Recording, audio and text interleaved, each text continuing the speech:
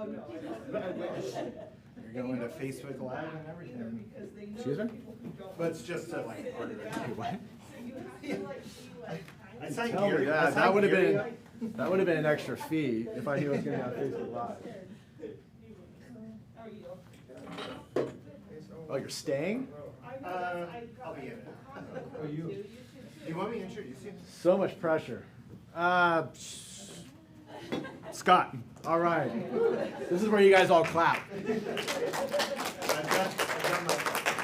Wow. Thank you for that warm introduction. I really appreciate the kind words. We spend so much time together on Zooms and conversations. It feels like it's an ongoing dialogue. So that warm, all those nice things you said about me are really appreciated. So You're really welcome. but I'll go ahead and tell them who I am then. I like that. Okay.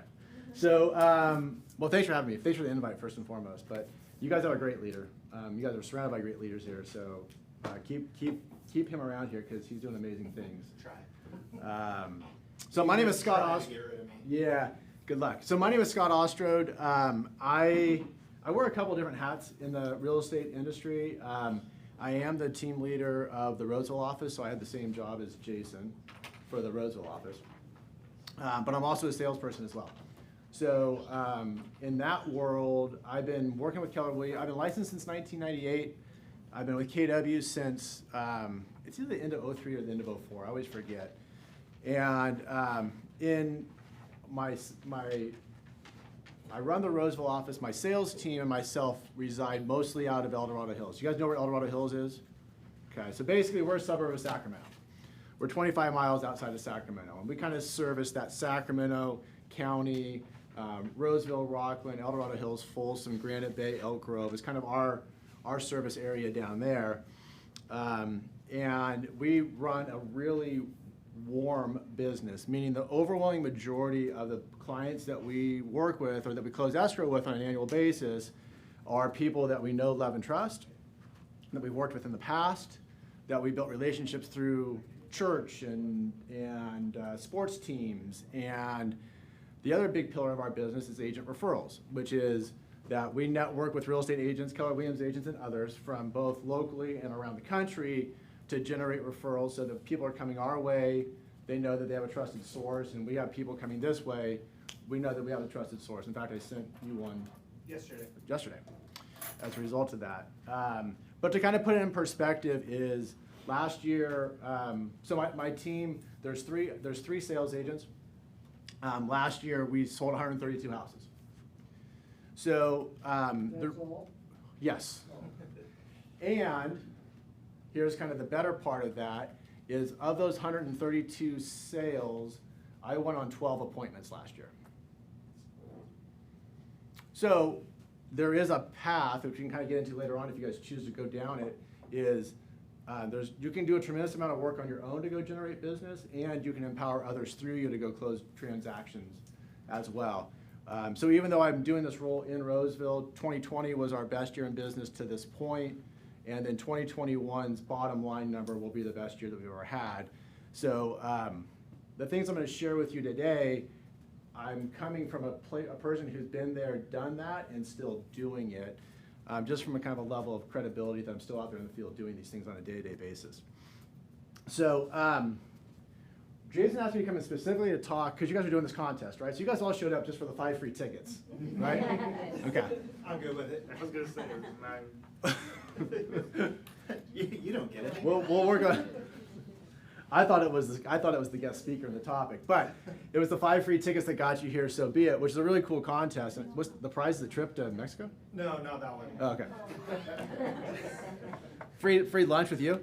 Yeah, that's it. A couple tacos. Okay, perfect. Then we've got Facebook $200 Facebook ad credit, and then the 3 other prizes that are like $700 and up. So pretty good, pretty solid prizes. Nice.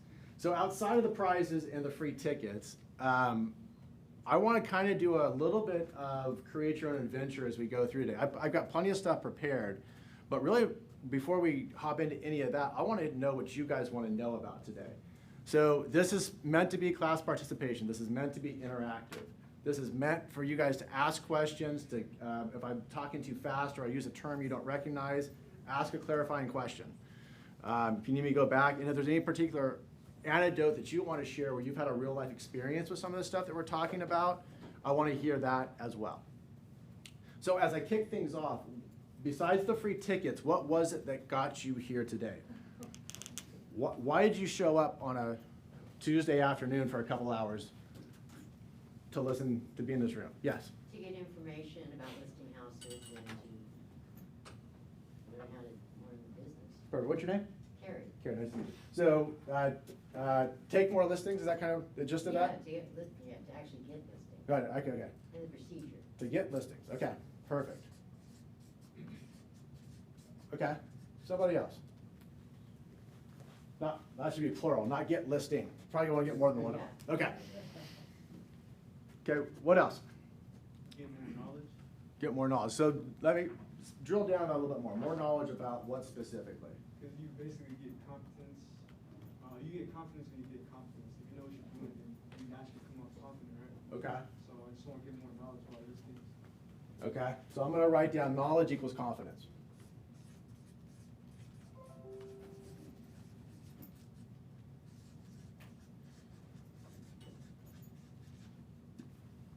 Okay, what else? Yes, sir. More referrals for listings from current clients and database. Okay, good one. Current client referrals. Okay, let's keep going. What else? Man, I had to darken that. What else? Does that darken it? Lead gen? Lead generation, okay. To do what? I was just gonna darken it for a second. More so circle prospect. Okay, thank you.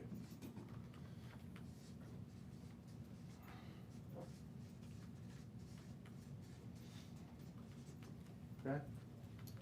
We can add this as we go, but anybody else want to add anything while we're still here? We're good at that as a place to get started in. Okay, so we can add to the list as we kind of go through today, but just to get a feel as we get going, how you want to spend the time today.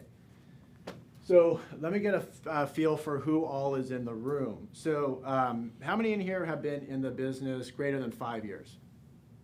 Greater than 5. Yeah, greater than 5. Okay. 1 to 5. Okay. How many people have not sold a house yet? Okay, awesome. Anybody not licensed yet?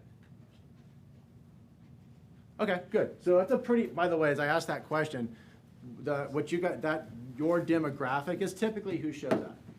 So always a couple people that have been around for a while, some that are right in that middle ground that have been in it for a bit, have sold some houses, and there's always some people in the room that haven't sold any yet. So we'll try to hit all of this stuff.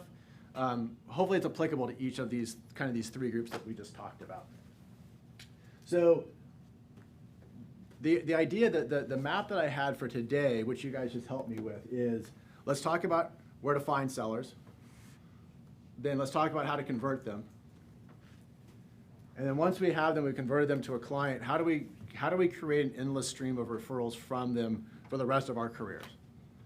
Does that work for today? Is that a good kind of map? Okay. So let me ask this question is, if you were to choose I'll just say the type of person you would want as a client, tell me who would you want to work with? And to say that differently, is it your preference to work with somebody who already knows, loves, and trusts you? Or is it your preference to work with a stranger? Who would say a stranger? Okay, it's an honest question because some people will raise their hand to that, by the way. There's not a right or wrong, it's both, ultimately. So a couple of strangers, so most people would say then they want to work with someone who already knows, loves, and trusts them, right? Okay. Then let's start with that first so that we can start to build a data, so we can start to talk about that. So I did this, in fact. I want to kind of walk you through an exercise that I recently did. You guys can see the board okay, if it's this high? Yeah. Okay. So I went through an exercise with my team a couple of weeks ago. And we figured out that our average commission per closing, because our sales prices are a little bit different than yours, our average commission per closing was just shy of $16,000, okay? There's a reason why I'm showing this, by the way. So our average commission was just under $16,000. Year to date, we had done 87 transactions, so I'll say 87 units. That's active, pending, and sold with people that know, love, and trust us. So whether that's an agent referral, a past client, a neighbor, I said somebody from church, any of those categories, we had done 87 units that would fall into that category that came out of our database of right at 1,500 people. So 1,500 people in our database that we communicate with systematically, consistently throughout the year, got us 87 sales. So another way of looking at that is we have a ratio in our database of 1 out of every 17 people will transact in a 12-month period. Everybody with me so far? If you have a question, ask it, yeah. So the 1 out of 17, you said that transaction, is that including the referrals out of that 17? Correct, great question. So 1 out of 17 is either going to buy or sell, or is going to refer us to somebody who's going to buy or sell. Okay, so good on that? Okay, so if we were to do the math then, that these 1,500 people at this 1 to 17 ratio, that means that every single person in our database, oops, let me just write that differently. Each person in our database has an individual value of $925. You gotta see that in the back, all right? So that is because 1 out of 17 of them will transact over or refer us to somebody that will transact in a 12-month period. Each one of them individually has an annual value of $925. Are you with me so far? Okay. So everybody's number here, this conversion ratio is going to look a little bit different. And we're going to talk through some things today to help shrink that ratio down to something better than what you're having now, or something better than 1 to 17. But this light bulb went off for us that says, we're in that category that said we would rather work with somebody who already knows, loves, and trusts us. So how do we get in relationship with more and more and more and more people so that instead of doing 87 units from there, that number becomes 95 or 105 or 200, okay? So we're basically just in this race right now to add as many people into our database as we possibly can that we actually are in relationship with to some level. Okay, you guys with me so far? Okay. Does anybody else in the room have clarity on what their number looks like on this? Because if you don't, which most people don't, by the way, so if you don't, this may be an exercise that you choose to go through on your own as to say, okay, how many people are presently in my database? So let's do a moment of truth type of thing. How many of you all in the room, hi. Oh shoot, now I gotta start over. So this is Jason. This is Scott. So, Scott, yeah.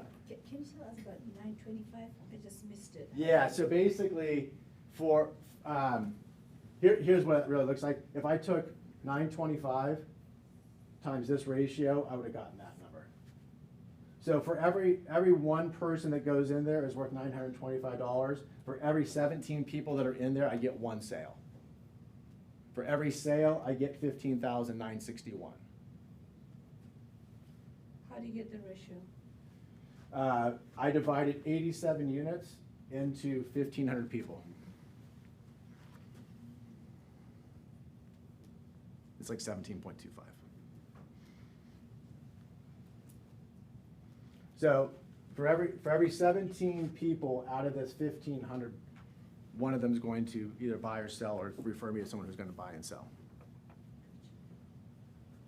Okay.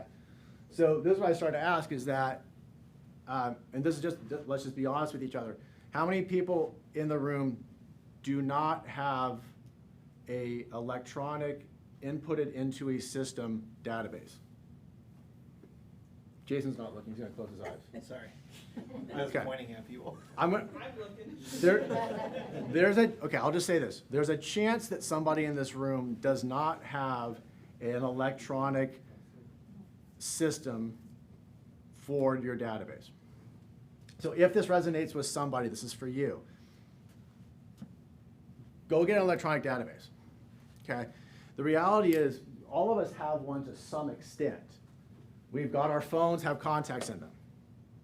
We've got Facebook, we've got LinkedIn, we have the Snapchats, we have all the things, right? So we all have a database somewhere. The question is it all in one central place? And if it's in that one central place, are you doing something that you're communicating with it consistently on a day-to-day, week-to-week, month-to-month basis? So is there anybody in the room that could use some help on having a more systematic way of communicating with their database? Okay, at least 2 people. I'll talk to just the 2 of you guys then. That means the rest of you guys have this thing nailed then, by the way, right?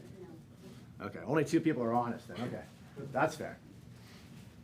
Okay, so how many people in the room then are using Command right now as their database, as their way of keeping track of them? A couple of you?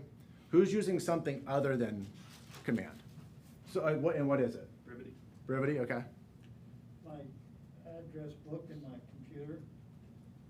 Is it a living, breathing, does it do work for you, or is it stagnant? No, it's not stagnant. I can send out emails, I can mail letters, I can use it. The Apple one, the Apple contact. Okay, cool. Yeah, but Outlook works the same way. So like Outlook, okay, like that's, okay, They're almost identical. perfect. So Brevity, Outlook, is there another one that anyone's using? Okay, so you guys might want to write this down. Some of you guys are taking notes. Do you guys want to know what the best database is? Thank you. Some of you already knew it. Damn, you took my joke. The best database is the one you're actually going to use. Okay? And at a point, I've probably used them all. I've used Brevity with a lot of success. I've used Commission Zinc. I've used Boomtown. Presently, we're using Command. And so I'm not here to necessarily just sell Command because it's a Keller Williams product. I can tell you, though, for our team, I love the functionality of it. Does it do everything that Brevity does? No. Are there some shortcomings that Command is still catching up to that Brevity has? Absolutely. The difference is that Command is free and Brevity was and the return on investment was not as good from our experience with it. So if Brevity is working for you, awesome. The best one to use is the one that you're going to use. I can just say for us, using Command puts everything in one place that has worked out really well. So for these folks, I got to tell you, the people this 1,500 people in here, they're hearing from us in one form or another, regardless of classification, meaning they're not an A client. Regardless of classification, they're hearing from us more than 50 times per year. They're hearing from us about weekly in some capacity. So it takes that amount of contact nowadays to stay top of mind.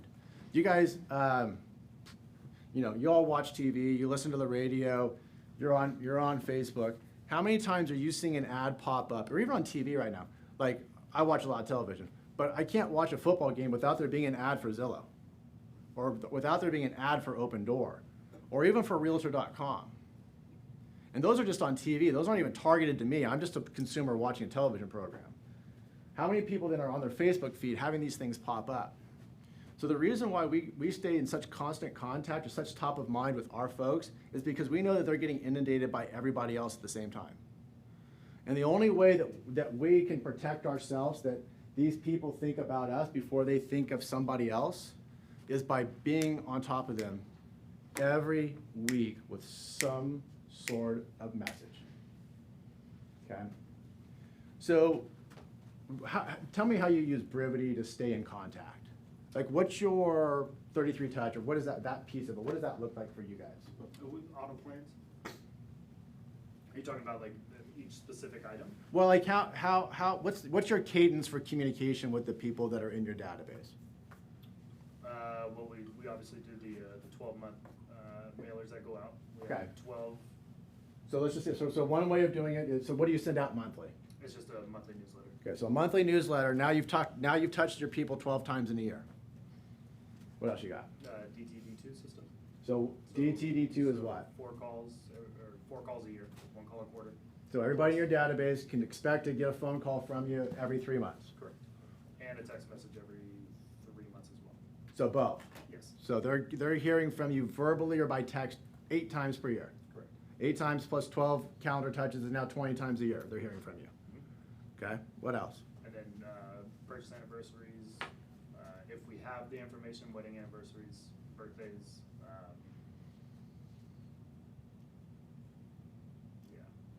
Yeah. Okay, And then obviously, if anything pops up in their neighborhood, we give them a call and let them know that 123 Main Street just came on the market. perfect.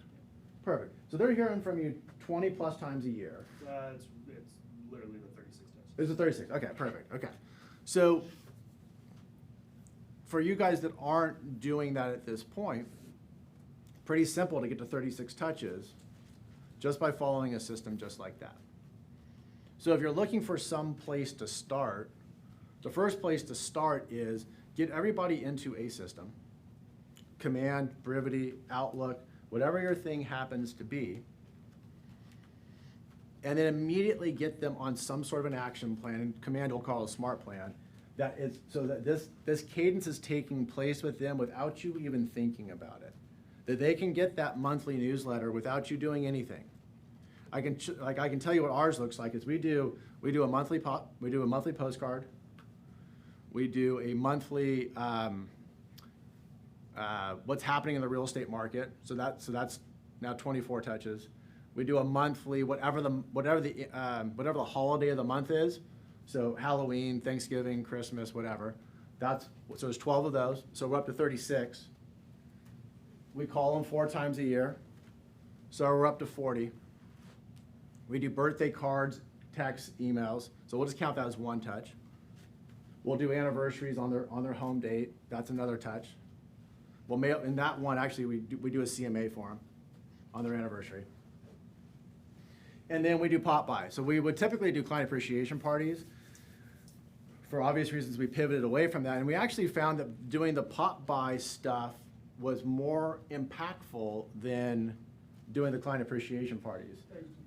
So I'll give you a little bit face to face and the cost per. Actually, it was a little bit of both. Yeah. So I'll give you both sides of the client appreciation, which we would call a gratitude gathering, by the way. We didn't call it client appreciation party, we called it a gratitude gathering.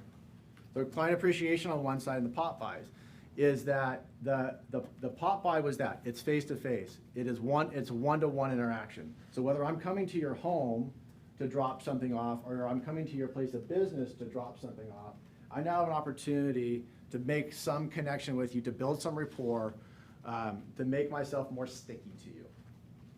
And to make the pop by thing the most effective, I wouldn't just show up at their house. I'm calling them in advance to say, I'm going to be coming by at such and such time. Will you be around?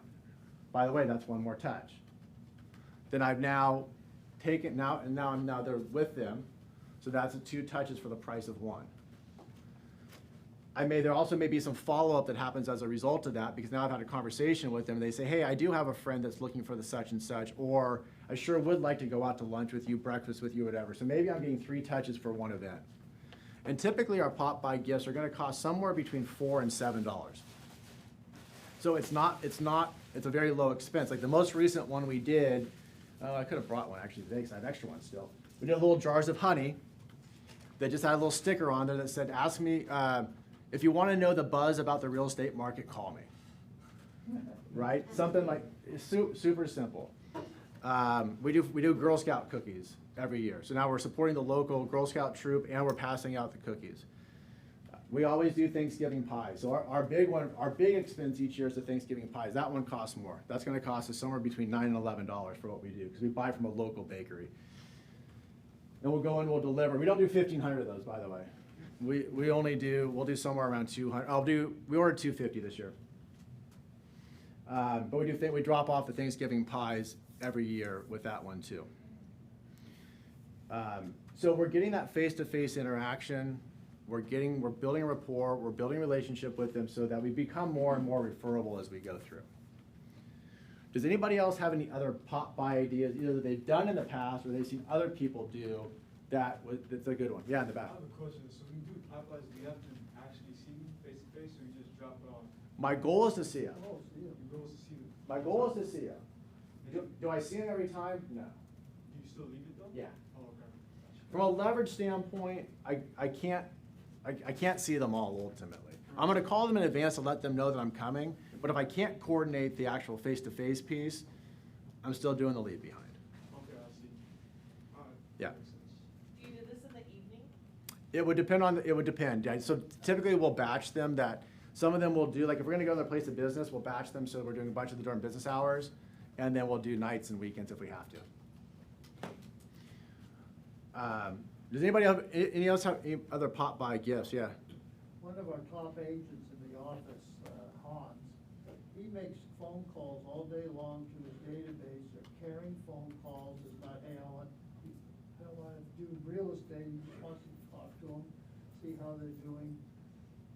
He does phenomenal. He's got a nice personality. He's a caring personality. And his phone calls, he's on the phone all day long with his clients. Do you That's think? one way. 100%. And so how many people, and so let's just use the quarterly call plan. Maybe he does it quarterly too. Don't know. But that's kind of a typical thing where they call once a quarter. Does anybody have in their head, like, if I was going to call these people, what am I going to say to them? Okay. Or does anyone have this preconceived notion in their head that says, they're calling and they know that I just want real estate business? Mm-hmm. Okay. Well, stop it. Stop thinking like that. Because here's the thing. If the first call you're going to make to them, if you're going to implement this plan starting today, and say, I'm going to commit to starting to do this here on October the 12th. Today's my son's 19th birthday, by the way. The first round of calls is going to be a little bit awkward. I'm not going to lie to you. When you call them again 3 months from now, it's going to be a little bit easier. And when you call them 6 months from now, it's going to be that much easier until you get the pattern that you're just doing this and it's no big deal. But here's the reality is that if you're the friend that you went to college with, your neighborhood buddy that you grew up with, if they called you every 90 days, would you feel like they were bothering you? Sometimes. Oh, BS. Only if they ask for money. Right. If you're only reaching out to them every 90 days, it's not intrusive. And the way that I broke the ice when I got in momentum with doing this is, it became clear that you weren't going to call me, so I had to call you. Ha ha ha ha ha ha ha ha. That just broke the ice. Like, hey, I've been waiting for you to call me. You were never going to call me, so now I had to call you. And then we just go into the conversation about, we're just going to do the Ford conversation. You guys know Ford? Yep. Somebody doesn't, so I don't want to embarrass them. Friends. What's the first? What's the F? Family, Family. What's the O? occupation, What's the R? recreation, Oops. Recreation. And what's the D? dream. Right. How's the family doing? What's going on at work? Where are you spending your free time? What do you want to do next? Just that simple. I'm an introvert by nature. I'm not real talkative by nature. But I can follow a plan that says I can ask you some questions that are in these 4 arenas, have a dialogue with you for somewhere between 2 minutes and 7 minutes, and go on to the next one, and then call them back 90 days from now. And take notes. Thank you very much, and take notes. Yeah. So one strategy that I use doing this, because you're absolutely right, sometimes you get the block, you don't know what to bring up, is do a little bit of research, creep on them on their Facebook, There you go. Instagram, see what's happened in their last 3 months, and have they spark up a conversation that way. Creep. There you go. There's the bonus material right there. Yeah. Creep on them. Okay? 100%, right? Now, in here, did I say, do you want to buy your home? Do you want to buy a home? Did I say in here, do you want to sell your home? Did I say in here, do you know anybody who wants to buy or sell a home? No. I can guarantee in almost every conversation that you have, the natural output, tell them I'll call them back. The natural outcome of asking people questions in this regard, what are they going to say to you? They're going to say to you, so what's going on in the market? We're blessed to work in an industry or have an occupation that people want to know what's going on out there, right? So the most common question that I get at the grocery store, out at dinner is, what's going on in the market? How's business? What's going on out there? It's natural that they're going to open the door to you to talk about real estate. You don't have to lead with the real estate to have a real estate conversation. They're gonna ask. They're going to ask. And by the way, if you've asked about their occupation, they're going to ask you about yours. If they're asking what these things, it's just natural for this banter to go back and forth. So if you're looking for a takeaway from today, is you'll have a little bit of call apprehension, here's a great formula just to get going with right away and start going. Okay? So I said, so we do this on a quarterly basis. We have the pop buys. Then the last thing, oh, sorry, I didn't talk about the client or the gratitude gatherings. By the way, another pop buy gift right now, if you're looking for something timely, it's inexpensive, go buy some pumpkins. Go to Costco, go to Home Depot, go to Walmart, whatever. Pick up pumpkins and just go put a little something on there, a little QR code, a little your business card, and just go drop those things off. Pumpkins cost $1. I had a bad joke in that. Never mind. Got it. I'll save it for later. You don't know me well enough yet. The gratitude gatherings, in a normal environment, what we would do is we would piggyback on top of somebody else's event. So that is to say that in El Dorado Hills, there's a lot of outdoor concerts. So rather than hiring a band and renting a stage and all this stuff, we would just go to where the concert already was, and we would invite all of our friends there. Right? So there was a concert series in the summer, Thursday night concerts. Hey, come on out. We're going to have the tent set up. We're going to provide the food, the charcuterie board with some beer and wine. Come hang out. We'll be over on the south side of the stage. Come by and say hi. I didn't pay for the band. I didn't pay for anything else. All I'm doing is paying for the beer and wine and some snacks. And by the way, if only 3 people show up, it doesn't really matter much because there's 200 other people there, or 500 or 1,000 other people there. I still look like I have credibility. And by the way, those other people that are there enjoying the concert that aren't there with me see me there with my Keller Williams stuff on there doing something, and they want a piece of our action. So I'm doing some outward marketing for that group as well. So do you guys, and I don't know how things are over here right now, but and we're going into kind of a colder time of year, but are there some gatherings or are there some parties, some outdoor events that you could put your stamp on top of without having to pay any additional dollars for it? Is there a fall festival? Is there something that you could do? Is there something around Christmas time that you could bring in your clients to? Okay, and the power of the event is not it is who shows up, but the more powerful thing about doing the gratitude gathering is the invitation. Because in thinking about these touches, when we would run the plan perfectly, and by the way, just so in full transparency, a lot of things I'm saying today is when I'm at my best, this is how we operate. When our team is the best, this is how we operate. Do I personally make a contact with every door drop? No. Sometimes do I just drop, sometimes it's someone I didn't want to see, and I just want to drop it on their doorstep and run? Yes, okay? So just so we're clear on that. But on the gratitude gathering, they'd get a phone call invitation, they'd get a text reminder about the party, they'd get an evite to it, they'd then show up at the event, and then after the event, they would either get a call that said, thank you for coming, can't wait to see you at the next one, or they get a call that said, sorry you missed this one, hope to see you at the next one. So for every gratitude gathering we threw, we had 4 to 5 touches with them as well. So when I'm saying that I'm communicating with these people over 50 times a year, this is how we get to those types of numbers. So we would do an outdoor movie night, we would do concerts, We would do, like a couple of local bars do trivia night that we would hop on the back of. We've never done it, but some people will do photos with the Easter Bunny or Santa Claus. Those are popular ones to use somebody else's event to come alongside of. But that was our normal cadence with that. And the last thing that we do, because we have command, is that everybody that's in our database that we have an address for, an email address for, they're on the bi-monthly nurture.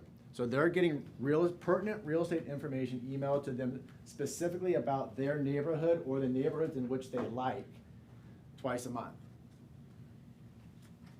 So we've got a postcard, 12 postcards. We've got 2 monthly emails that go out, one about the market, one about whatever the holiday is. We've got 4 phone calls. We've got some versions of pop buys or gratitude gatherings, and we've got a smart plan or a neighborhood nurture that's going to them twice a month, birthday cards, CMAs. So they're hearing from us a lot, which allows us to have that 17-to-1 ratio. All of those things that I just said overwhelmingly are free.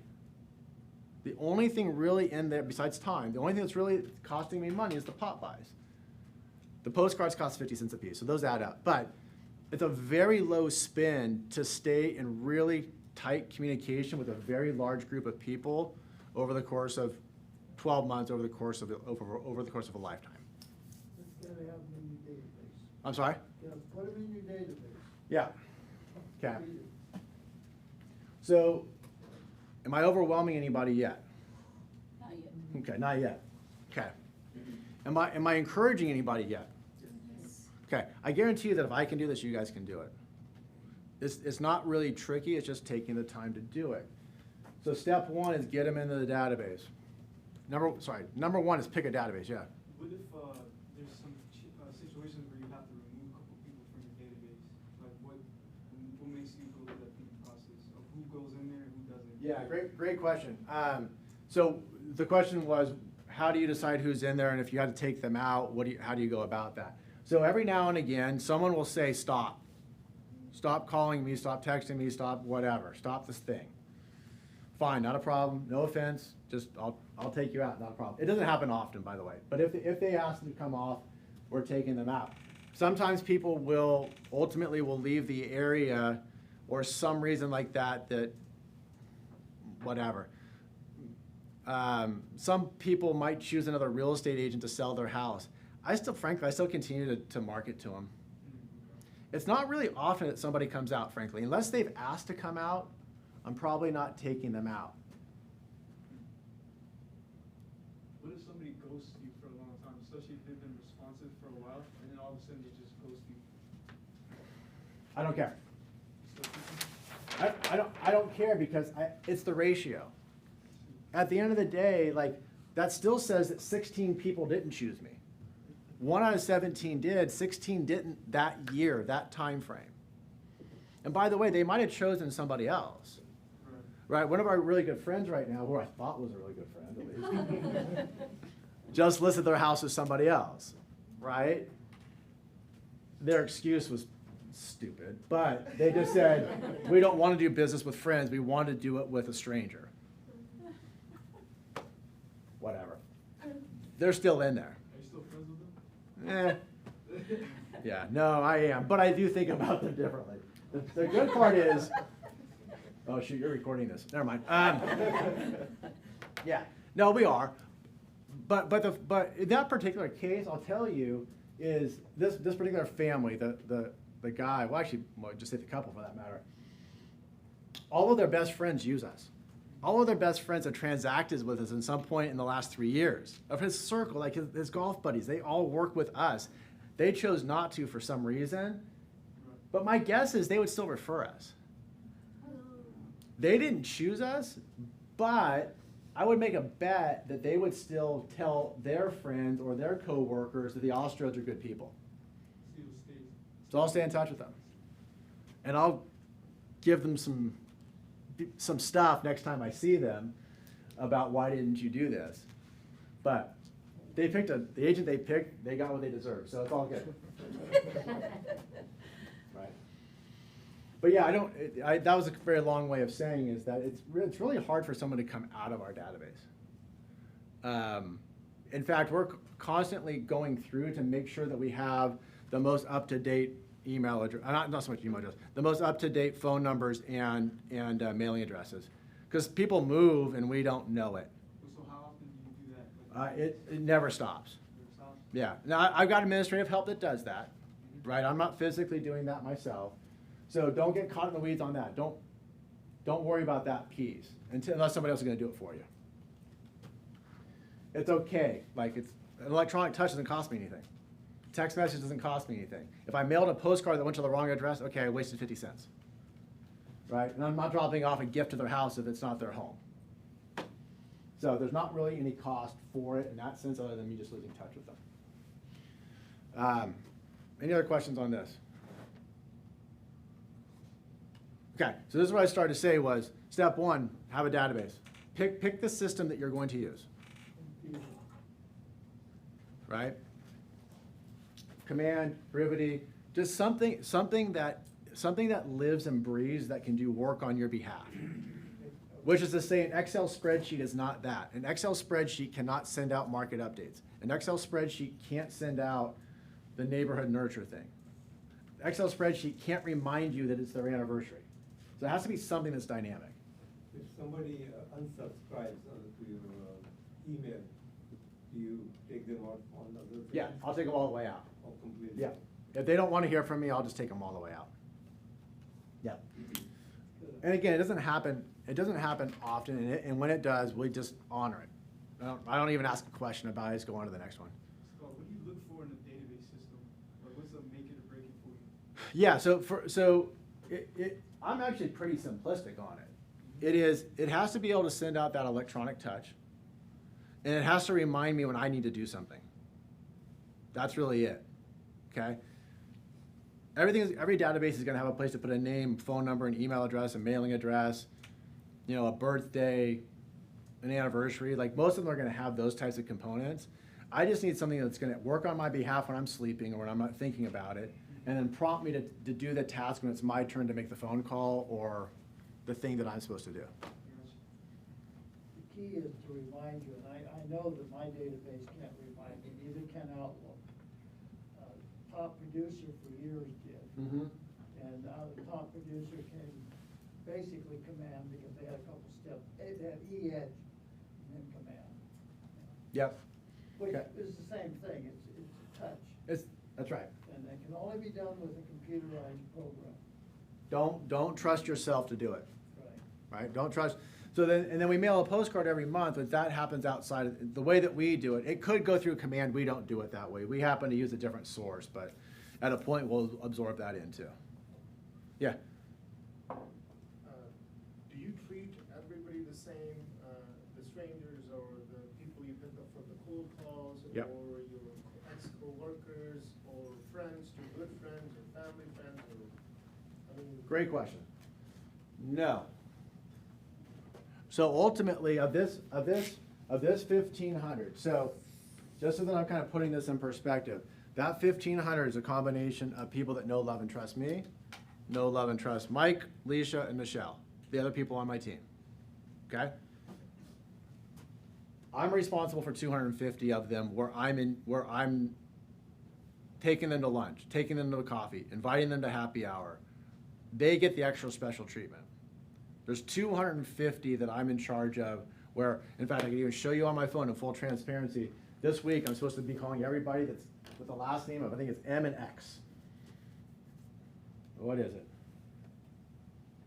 Yep, M and X, quarterly calls. So everybody that's in my database whose last name starts with an M. So the Micrances, the Murphys, the Mercados, the Millers, the Malus, the McDonald's, et cetera, et cetera. Here's the people that I'm supposed to call this week. So every week, I have about 20 calls. In order to get through my 250 on a quarterly basis, it amounts to about 17 to 20 calls a week, depending on the letters of their last name. So not everybody hears from me, and there's probably some people that are collectively in our database that don't hear from somebody else on the team as well. But overwhelmingly, they do. That's a good point. You divide your leads up amongst your team, and so it's all the same name, the team, but they're getting contacts, and it isn't too much pressure on one Well, so let me ask, yeah, great, exactly. So let me ask you this. How many people in the room would be willing to call 10 people a week? Okay, how many be willing to call 20 people a week? How many be willing to call 30 people a week? I don't care what your number is, commit to your number. If your number's 10 because you're just growing this and you don't have a big database, call 10. If you have the capacity to do more, do more. Do something, right? Start with something in there to get you going that's gonna matter to you. I was talking to somebody about this ratio the other day. I thought I was pretty good at 1 to 17. Their number is 1 to 4. Now, they don't have 1,500 people in there. They only had like 100. So their ratio was a really great ratio, but they only had like 100 people in there that they were consistently in communication with. And they kind of had the same aha as I did, is that if I'm having that kind of success, let's go from 100 to 120. Let's go from 120 to 150. Let's go from 150 to 200. Okay? So this is where I just left off is pick a database, get your people in there. So getting your people in there, just so we're clear on this, here's what you're looking for at a minimum. In order for it to be a contact in the database, name, phone number, email address, physical address. It's got to have a minimum of those 4 things. Now, they may be renters. They may be, it doesn't matter. If they're a homeowner or if they're a renter, I still got to know where they live. Name, phone number, email address, mailing address, at a minimum. The enhancement is spouse's name, Facebook profile, LinkedIn profile, birthdays, anniversary dates, kids' names, hobbies. Those are all bonuses. I got to have those 4 things to start with, though, or they don't count as a contact. I can get the other pieces that tell more of their story over time. Name, phone number, email address, mailing address, or they don't count. Okay? So number 1, pick something. Number 2, get your people in there. As you get your people in there, you're going to find out you have gaps. I don't have a mailing address. I don't have an email address. If you don't have an email address, that's a great reason to call. If you don't have a mailing address, that's a great reason to call. If you're looking for a reason to call, if you're looking for a way to build your database, start there. Okay? Yeah? To add to your database, do you do cold calls or anything like that? Do I do cold calls to add to my database? Is that a question? Yeah. I mean, No, I don't. No, I don't. Now, you asked a question about a radius styling. So we will call strangers around our listings. Yeah. We will do that. Those do not count as database ads until we have a relationship with them. Right. Right? The internet lead that comes in. So we do the Facebook ad through command. Someone registers on the website and says, here's my name and whatever. They're just floating out there in the world until we've had a conversation with them, until we validated their name, their phone number, their email address, and their mailing address. They don't count. Yeah. Now, even though they don't count as a contact, are they still added into your database? They are. So our overall database is something like 4,000 people. Got it. We're in relationship with 1,500 more or Sure. less. Yep. Great. Thank you for clarifying that. And we've got something like, because when we were in Brivity, when we brought them, we probably have 3,000 internet leads. Yeah. That are just somebody out there in the world that once upon a time registered on the website. Those aren't in our database per se.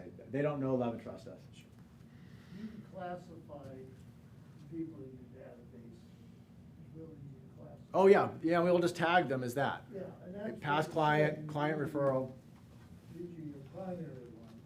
You have thousands of others that are there.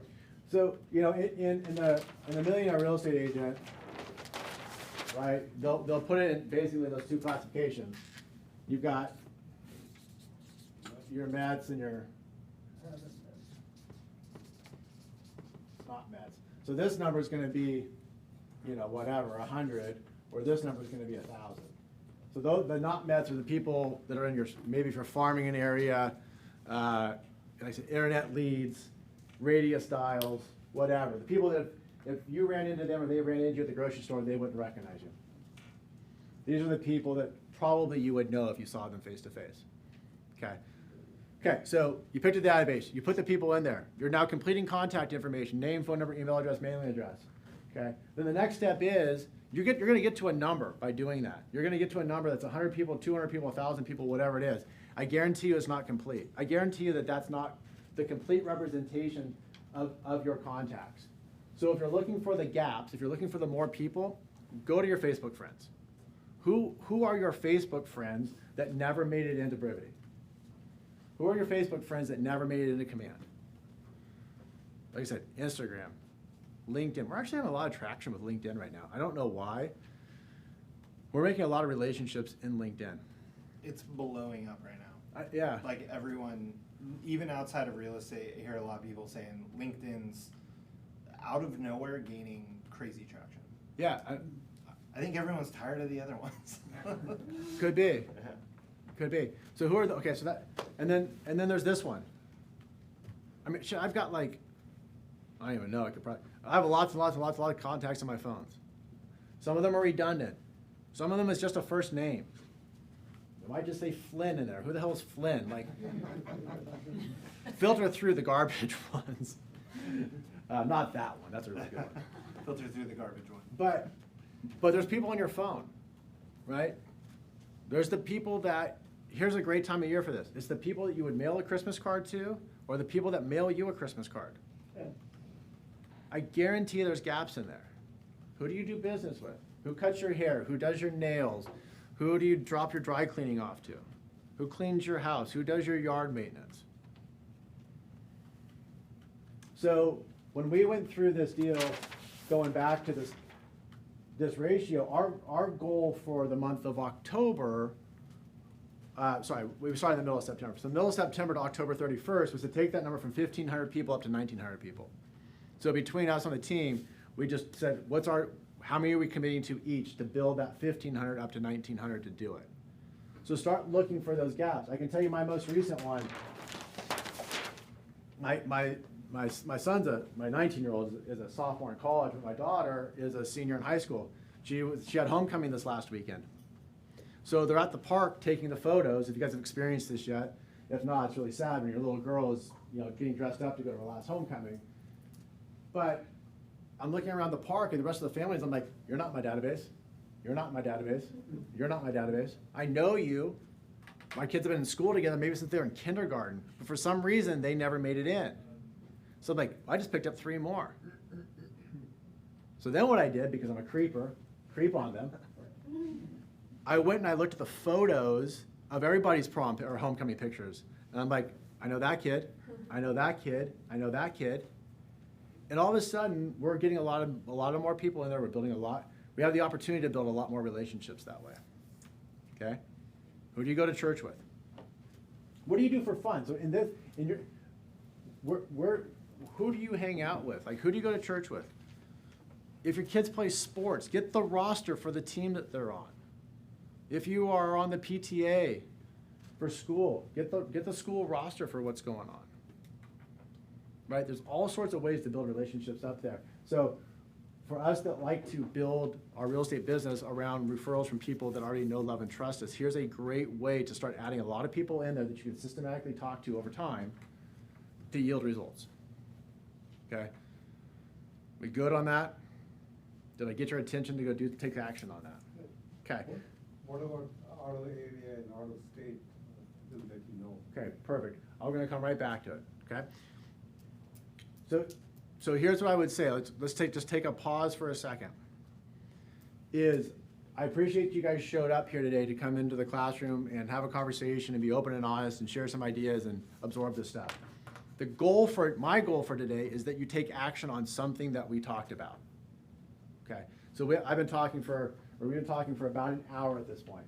So from what we've talked about thus far, I just want you to take a minute, either look at something that you already wrote down, or for the first time write down, based upon everything we've talked about for this first hour, what's one thing that I could go take action on before I close up shop today? Before I call it a day on my work day today, based upon what we discussed at this point, what's one thing that you can take action on before you call it a day? So take a second. I'm not going to talk for a minute. You guys are going to write that down for a second. So think about it and just, what is it? What's one thing you can take action on? This is me not talking, as I keep talking and walking around. You're really good at it. I'm pretty good at not talking, I think I'm the same way. right? So maybe it's a certain touch, maybe it's a pop idea. Maybe it's a group of people that you quickly drop a list into your database. While they're thinking about that, you were talking about the conversion rates. Alicia Fickert is 550 people in her database, 1 in 5 conversion. Okay, great. So, and 94 units a year. Yeah, so about 100 sales a year. So it's like, and now she's doing the same thing, like, okay, how do we, she knows she's a little tapped out with her essentially solo business. How do we now ramp it up higher? And it's funny how the numbers work. Mhm. And then, and by the way, too, on our 1 to 17, so because we're adding 400 people in there Mhm. who are new over this 45-day period, our ratio is going to get worse. Yeah. Imme- But the end immediately. result's gonna get. Immediately, it's going to go from 1 to 17 to 1 to 20 or something like that. So then the next goal is how do we take that 1 to 20 now down to 17, down to 16, down to 10 to whatever. Yeah. I took my church directory, put it all in my database, put their children in, put their birthdays in, so every time a birthday, it pops up, tell me, and that day I send out a quick email wishing you a happy birthday. You know, it's funny, people appreciate it, just that one little touch. So, thank you for that. Yeah, so here's the deal, and I'm guilty of this or lazy about this, is, you know, I got the notification about the birthdays today that popped up on Facebook. So I could just go in and say a happy birthday. Happy birthday, Jim. Happy birthday, son. I didn't put that on Facebook. I actually texted him. I haven't talked to him today, but I did text him. So I could just do a Facebook message. There'd be one of 100 people that wish somebody a happy birthday there. Send them a personal one. Right? I could text them and do it. Do you guys know Michael Putnam runs the United Home Group? He does a video message every time. We have a camera right here. We have a video camera right here. How simple. Hey, Jason, happy birthday. Hope you have a great day. Just thinking about you. Send. He didn't do mine last year, and I gave him so much crap about Right. it. Because I watch for it, because he does it to everybody, like, it's amazing. Yeah. It's a really high level touch. Right. On iPhone? Yeah. Yeah. Just on his phone, he just records you a thing. When I send a video on Android, it's blurry. He puts it on Facebook. Well, that's your problem right there. No, But he does it on Facebook. He does it on Facebook. He does it on Facebook. Oh, he personally sends it on Facebook. He Yep. puts it on their wall. Wow. So then that way, what's it also doing? It makes me say, hey, you didn't call me on my birthday, you didn't send me my message. Yep. But then I also see him talking to everybody else, right? And you could do it like you could text the message too. You could text the video if you chose to. If it's short enough, it's probably gonna, well, iPhone to iPhone it goes through. I don't know about. Yeah, it doesn't work with Android. So Yeah, but you could definitely put it on Facebook, on the profile that way, or Instagram, or actually, I don't know how the gram works. I'm not a talker or a tick snapper, any of those. Okay, anyone want to share an idea that they wrote down they're gonna take action on? Call 10 people, I'm sorry? call 10 people. Perfect. Anybody else have an idea they're gonna take action on? Yes, sir. I can go through my database and anywhere where I don't have those 4 contact leads, prioritize them to get that missing information. There you go. Yep. It's a great reason to call. You know, I have caller apprehension. When I have gaps, I have a reason to call. Like, hey, I want to invite you to this party. I want to give you the pop-by gift. I want to make sure I'm recognizing you on your birthday. They're all from, I need to play a trick in my head for a reason to call sometimes. So all those become my reasons to call. Okay, cool. Okay, so the reason why I want to go through that step is because overwhelmingly when I poll an audience, they say, I want to work with the people that already know, love, and trust me. So I spend time up front on that piece of it. Now, if I'm being honest, everything that I just talked about will get you business over time. How many people want more business today? Okay. So if you want business today, you're going to have a little bit more of a direct approach to it. Right? To go through a conversation on Ford on, family, occupation, recreation, and dreams, ultimately by doing that, someone's going to raise their hand and say, you know what, I'm glad you called today because I was thinking about buying a home or selling a home. That's going to happen. 100% it's going to happen. But how about those people that are actually maybe more likely to buy or sell a home now? How are we going to find those? Okay, so let's kind of hop in. Oh, you asked about the out-of-state people. By the way, I market to the out-of-state people just the way I do the in-state people. The only difference is that they don't get the pop-by gifts. They don't come to parties. The rest of it's the same. And I don't want to go into the weeds on this one. We have a marketing plan directly to real estate agents around the country too. So I said before that one of our main pillars of business is that we have a network of agents that we work with throughout the state and throughout the country. So like as an example, we did $117,000 of commission income last year through agent referrals, either outbound or inbound. Okay, so it's a major driver for us to do that. So we will email them, text, call, and then we do mail them some gifts too, some lower cost, lighter weight gifts that end up in their mailbox so that we stay top of mind with them as well. So you guys could probably figure out your own way that if you were going to build a network of agents, how you'd want to communicate with them so that you can pull those referrals over time. As an example, go attend, if there's a great Keller Williams class, like Bold or like a guest speaker comes in, go take that in somebody else's area. Don't take it in Fremont. Drive up to Sacramento to go to a class. Promote your Bold. Network. Don't you have one this I'm- month? What? When's your live one? Oh, when's Bold? Yeah, you guys want to come up? So if you guys want to come to First Step in Bold with people, with human beings in a room, with an instructor in the room, next Thursday, October the 14th. No, shit, 2 days from now. 2 days from 2 days from now. That's this week. This Thursday. Live First Step to Bold for free in Roseville. Somebody wanted to attend from 9 to 11:30. There'll be probably 150 agents there, with very few people from outside the area, actually. And I knew someone in Elk Grove that would come down here for Bolds, and he would get referrals like crazy because he was one of 2 people from outside the area that came to it. You sent me an agent yesterday who has a buyer up in El Dorado Hills. That buyer has to sell in Fremont, so it's a listing in Fremont, right? And they're smart, they don't want to have to deal with it, so they're referring it out. So it's like, make those connections. Like, it's worth a 2-hour drive once a week for 6 weeks, 7 weeks. It's great content by itself. Yeah, and then It's going to get you into production by itself, Yeah. and you're going to be in an environment where you're one of 2 or one of very few that aren't locals. In a room of ultimately somewhere around 100 people will probably sign up to take all of Bold for the investment of $800. Business today. What's that? Business today. Yes. So business today. So if we're going to go out there to find business today, give me some sources on where you could find business today. Stand outside of new home development. Let's talk about ways that are legal or that are ethical. Okay. So, anybody in the room do circle prospecting? Okay. Why do you do it? What's your intended outcome of doing it?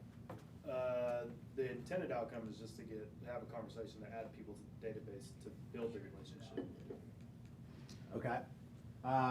Who are you generally? Who are you calling, and what's your script sound like? Typically, we filter it to people who have owned longer than 7 years, and if it's a just listed, it's ultimately us calling them, introducing ourselves, inviting them to the open house. We don't really do anything that goes pending aside from just a mailer that goes out saying we just got it pending. And then when it sells, we follow back up with them, let them know that we just sold 123 Main Street for X amount of dollars. It's changed the value of the neighborhood, and I'm curious to know if you'd be interested in knowing what the home value of your property is.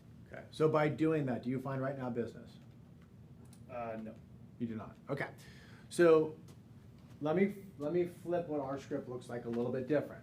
Okay. So take the same criteria. So if you guys didn't hear that, so by the way, circle prospecting, that term basically means take a house and then pick the 200 houses around it, closest to it, that you're gonna call with some information about. So in this particular case, we just listed the house at 123 Main Street.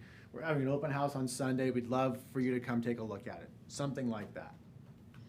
You can get those phone numbers from, where do you get numbers from? So there's paid sources, like we use Coal Directory. Do you guys have any, like, subscriptions by the office? No, but Okay. Cole's a good idea. So Coal Directory is an annual subscription, is a way to get those types of numbers. Basically, Coal Directory is the white pages for the United States, with both home numbers and some cell phone numbers. Coal, C-O-L-E. Your title company might be able to help you with that. There's maybe some less expensive ways to do it than coal. But if you're gonna commit to it, the investment of coal is like $1,200 a year. If you're gonna commit to making phone calls through there, it's gonna work. So again, if the typical script was something like, we just listed this house at 123 Main Street, we're having an open house on Saturday, we wanted to invite you over to take a look. It's a common call to make. It's not intrusive. It's just inviting them, it's giving them an opportunity to come see a house. So, I'll put that on its head a little bit. So here's the way that we would have that same conversation is, we just listed the house at 123 Main Street. We know that every time one person in the neighborhood decides to sell, there's 3 more that are thinking about selling. Are you one of those 3? And then their answer to that question is gonna be yes or no. Almost always it is no. Great, not a problem. Which one of your neighbors should I be calling? Okay, there's specific words, we're using those words intentionally, so we know that every time that one neighbor decides to sell a home, there's 3 others that are thinking about selling their home. Are you one of those 3? It takes them off guard, right? But it's gonna cause them to think a little bit, maybe before they speak. They may say something like, we love our home, we just bought the home, I'm gonna die in this home.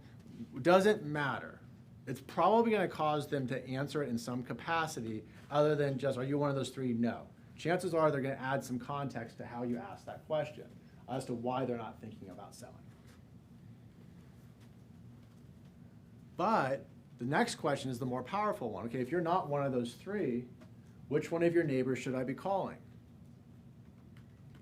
They're really more inclined to tell you about the person down the street that just had a garage sale, that they saw a moving truck out front, that they saw them hauling off stuff from the home, that has been working on getting their roof installed, that they ran to the mailbox that said, we're so tired of the politics here, we're leaving the state. They're really likely to rat out their neighbors, is another way of saying that. So that second question becomes the more powerful one, is that if you're not the one who's thinking about selling your home, which one of your neighbors should I be calling? And then they'll say something like, well, I noticed Joe down the street just did a garage sale. Okay. So if you're looking for some right now people, that is a right now source that you could get into.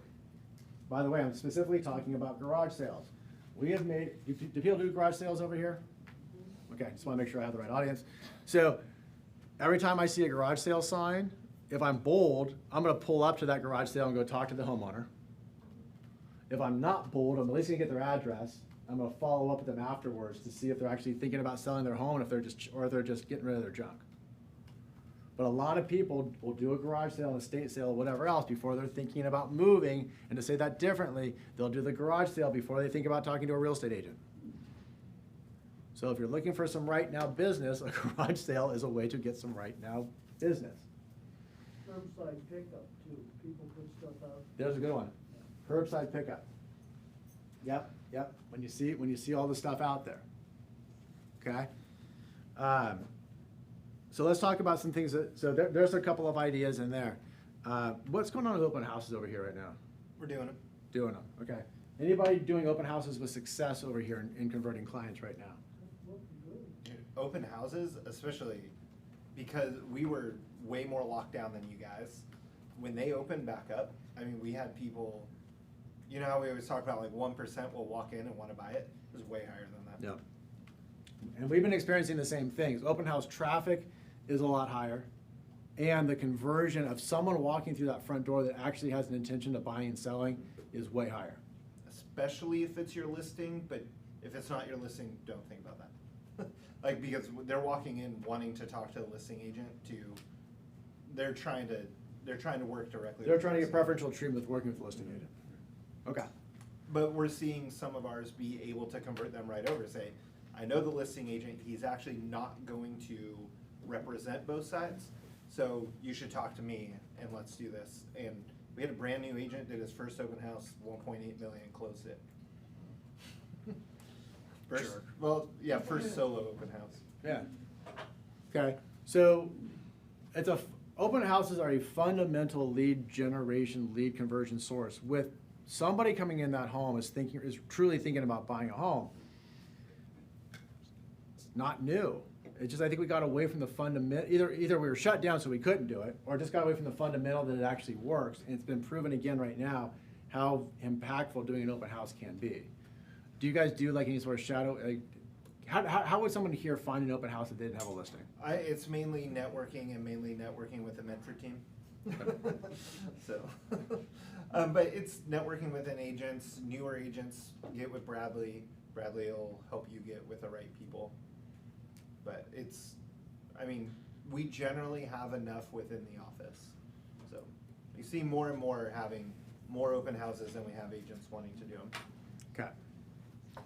So open house. So circle prospecting, good one. Look for garage sales, good one, or trash outs. Open houses, good one. What else can you do to find right now business? Anybody else have another source for right now business?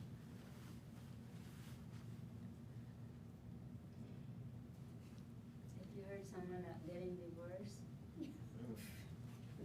Divorces and probates. Okay, yeah, divorces and probate. So I'll put that into a category of going back kind of the sphere of influence piece is we all ought to have a preferred vendor list of things that are real estate related. So again, if you're looking for people to add to your database, oh, that's another touch that we do. I forgot about that one. I'll tell you that. I'll come back to that. Divorce attorney, probate, family planning, like estate planning rather. Not family planning, that's a different thing. Estate planning, right, CPA, what's that? Loan agent? Yeah, loan officer, and by the way too, it's an untapped source to be talking to the affiliated businesses about who they refer people to.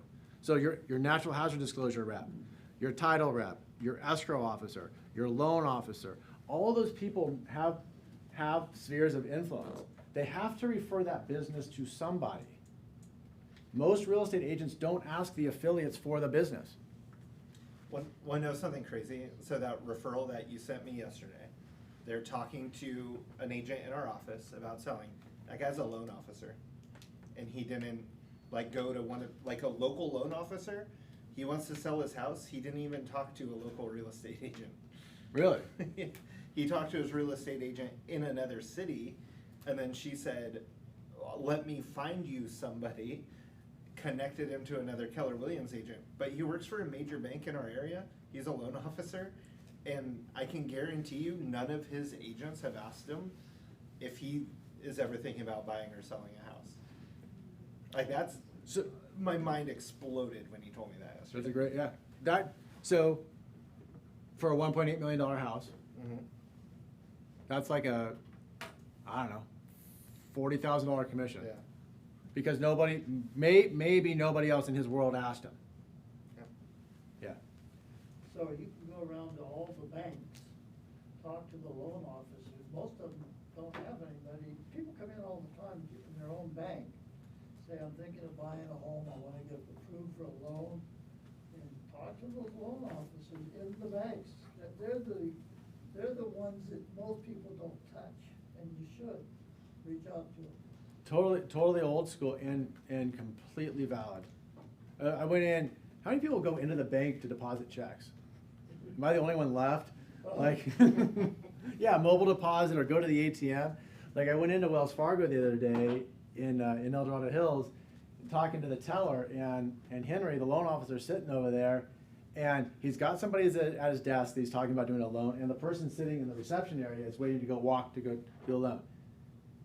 And these aren't, I mean, this is 2021. This is in the 50s, this is in the 60s. People still walk into the bank to talk to the banker, to talk to the loan officer on call in the office to do loans. And if we're kind of thinking about, I don't know, it's going to come out the wrong way, but if you're thinking about the hierarchy of loan officers, they're kind of the order takers. They're the ones that people show up to them in a lot of cases. Meaning they don't have real estate agents that are calling on them. Oh, they're good. That's a great one. You know, totally proficient in their jobs, just no one calls on them. So, And how many buyers have you worked with that said, oh, I'm already pre-approved with Wells Fargo or B of A? Even though we don't want to use those for lenders. That's terrible. yeah, it depends, right? So anyways, I mean, but again, like, they're untapped resources that are right in front of us that we forget. And we just think that, oh, the loan officer already has a bunch of people they refer to. The title rep, the escrow officer, the NHD person, the home warranty person. They all have their own spheres of influence. They all know people. And by the way, their friends know that they're in the real estate industry, which means they're having real estate conversations with the sphere of influence. They have to do something with that business. Why not refer it to you? So write that down. Go make relationships with people in the industry. And Sorry. don't forget to ask them. Like, don't think that just because it's a loan officer or whatever, like, this is a random one, but like, has anyone in here ever asked Harshita, our agent services, if she's thinking about buying or selling a house? Because I had an agent, so Ishmael on my team, got super pissed off one day because our front desk gal bought a house with another agent in the office. And he was like, why'd she use him? Like, why did she use him? I was like, did you ever ask her? No. He's like, but she shouldn't have used him. That guy's not as good as me. I was like, because he asked, and I went and asked her about it. She's like, he's the only, we had 200 people in the office. Only one person had ever asked her, are you thinking about buying a house? She's like, yeah, I go to open houses all the time. I'm like ready to write an offer. Talked to her, showed her a house, wrote an offer, closed it. I think it was his first transaction. Okay, so if I see someone sneak out the back door of the training room right now, I'll know why. It's like just talk to your people. It's crazy. Yep. So so to your point, so to kind of put a pin on this, then, and we'll move forward, is who else in your world, and these are having real estate conversations because they're in the real estate industry to some capacity. Because just like people ask us, how's the market, they're asking the loan officer that, they're asking the title rep that, they're asking all the same people. It's an underutilized referral source for right now business. Now, do you need to treat them well? Is there a law of reciprocity that says that if you're looking for referrals from them, that ought to be probably the home inspector you're using or the natural hazard company you're using or whatever it happens to be. There's reciprocity that goes through that. And yet, even if you're not using them yet, doesn't mean you can't start to have a conversation, start building a relationship with them. We recently went through a deal where we changed escrow officers, and among the reasons that we changed was our primary escrow officer's husband is a real estate agent. And we had worked with her, we'd done plenty of business with her over time, and she never referred us one time. Okay? Not whatever, it just is. Like, your husband's in the business. If you're going to refer someone, you're going to refer him. Now, that's cool. She does a great job. She does a great job. But when we went to go interview new ones, I've said, like, look, is there a reason why we could not be a referral source for you? No, there's not a reason why you couldn't. Okay, great. Now we have an opportunity to earn Jennifer's business by doing that. So we at least ask the question the next go around. Okay, so don't miss that opportunity for that. I want to go back. So that's the right now conversation. Now I want to go a little bit deeper on something you said a second ago, which was demographically trying to figure out who's most likely to sell. Because what I heard you say is that when you're doing targeted circle prospecting or dialing for dollars, you're looking for people that have been in their home for 7 years or longer. 7 years or longer, higher likelihood that they're getting ready to sell. Okay, so let's kind of take that idea and take that now to the next level. So who are the people that are most likely to, if we're thinking about just demographically, who are people that are likely to sell? What has happened in their life? What's going on around them that they're likely to sell? Empty nesters. Okay, empty nesters. So you might want to write some of these down. Or I guess I can kind of do it up here too. Children who graduated school. Okay. Empty nesters. So, empty nesters.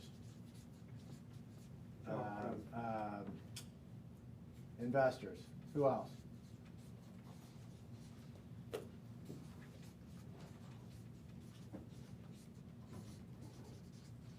Anybody else? Anything else you can think of?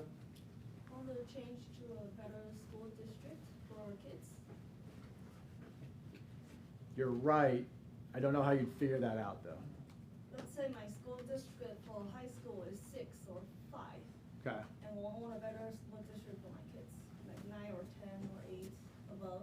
Yeah. Because their age are older now. That's funny that I misspelled schools and put 3 O's in it, but okay. Don't judge my handwriting. Okay. When they're younger, you don't care about the district, but when they get older, Okay. you kind of So, wondering.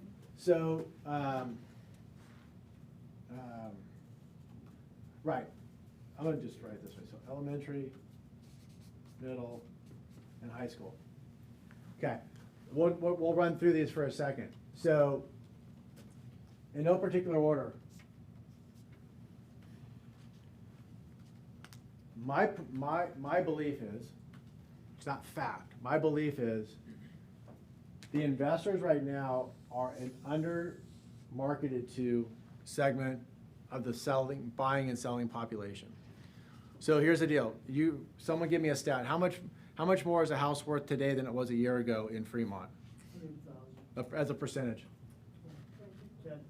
10%. 10%. What if you've owned it for 5 years? How much more is it worth today than 5 years ago? 25. How much more is it worth than 10 years ago? My point is, there's plenty of investors in your market right now that are sitting on a ton of equity. They may or may not know how much their home is worth.